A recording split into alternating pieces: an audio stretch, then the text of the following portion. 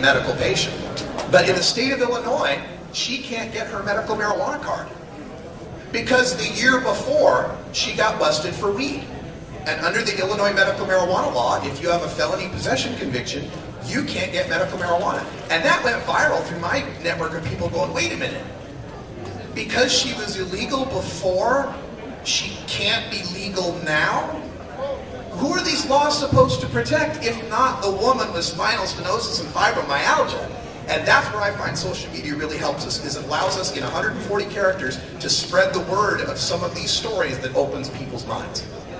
I posted a meme last week about pen caps, that 100 people a year die from pen caps, and no one in the history of the plant has ever died from consumption.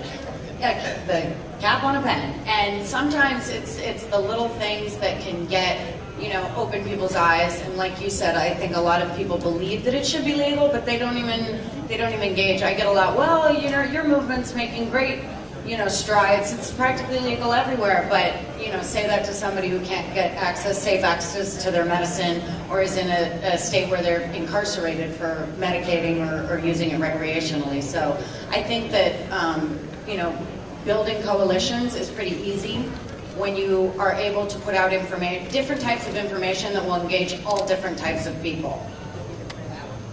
There's a new breed of medicated people out there. We're not just those stereotypical lazy stoners that sit on the couch and watch TV and play video games, even though I still love to do that. But we, with social media being so accessible and anywhere, especially with the Wi-Fi account or access, you could just go anywhere and just talk about whatever you want and have thoughts. And sometimes your thoughts are great and people go with them, and sometimes they're just silly things to just make people laugh.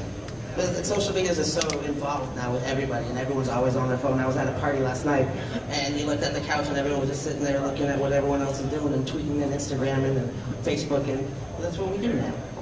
Instead of talking to each other. Well, technically you are talking to each other. You're only talking to more people now. It's a broader audience. Instead of just sharing your personal experience with 1% of the people in the room, you're now sharing your experience with the globe. And I think that's what matters as well. Like, you're not just sharing like the greatest moments, you're sharing little moments, and like that makes people, normal people like myself, because I'm a parent as well, like it makes you want to come out more, like makes you want to share these simple things, like so people can see that it's not making me a criminal.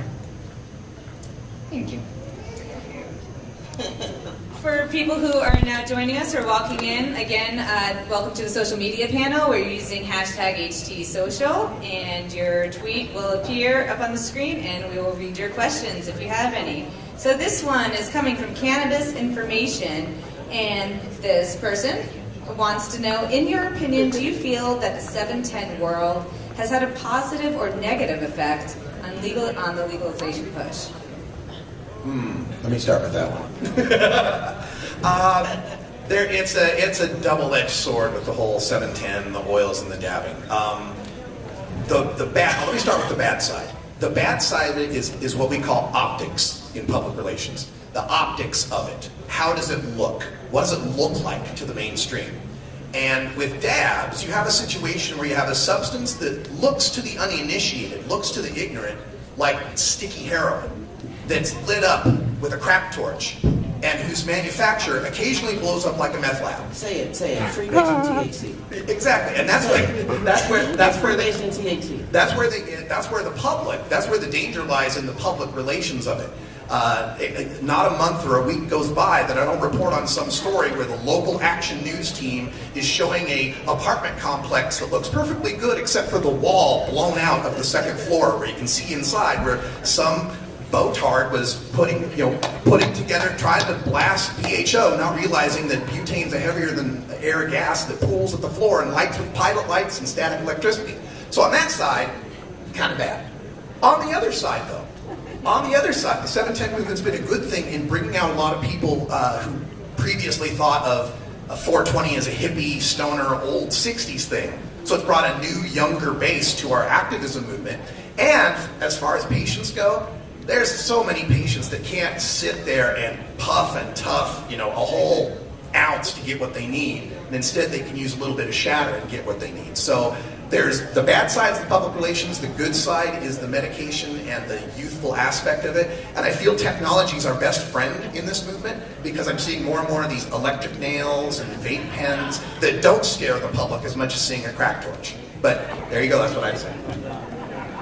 In addition, I mean, a lot of people aren't educated on the process of making it, and they're not really educated on what a good extract should look like. Because I've been to dispensaries and seen some people that don't really know what they're doing. They just saw a YouTube video and think they're an expert, and it comes out black, and it's all like motor oil, and it sizzles on your nail, and you're getting a fireworks show. You should not be consuming this.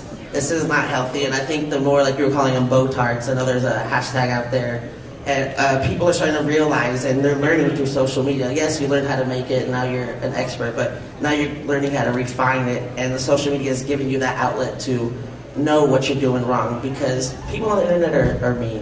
And this is where I want legalization to happen quickly, because this is the same phenomenon we got in the 20s when people were blowing up stills in the woods. But let me answer that. Just because it's legal doesn't mean you guys can all just go out there and make some fucking BHO. No way, man. Like, even if you learn, it's still a dangerous process. You're dealing with gas, and like he said, there's electricity, there's like fire, you know what I mean? Anything can spark up this small amount of gas into a huge explosion. It's not even something that you really want to play with. So even if it goes legal, I don't agree with everyone making it, even though I'm a fan of it. Good point. I'd like to just turn everybody's attention that on Sunday,